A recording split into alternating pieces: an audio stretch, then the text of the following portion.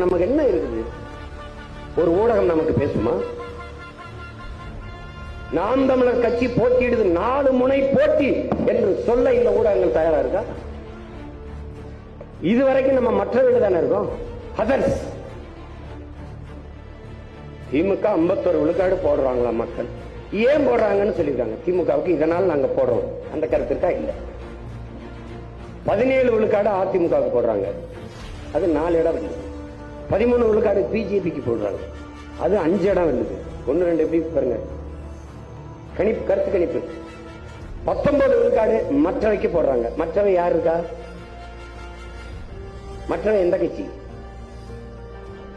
அதை சொல்ல முடியாது, நான் சொல்லிக்கிறேன். அப்ப என்ன தெரியுது? நாம் தமிழர் கட்சிக்கு 19 விழுக்காடு ஓட்டு போடுவதா மக்கள் சொல்றாங்க அப்படின்னு சொல்றதுக்கு ஒரு நடுக்கம், ஒரு பயம், ஒரு தயக்கம் இருக்குல்ல.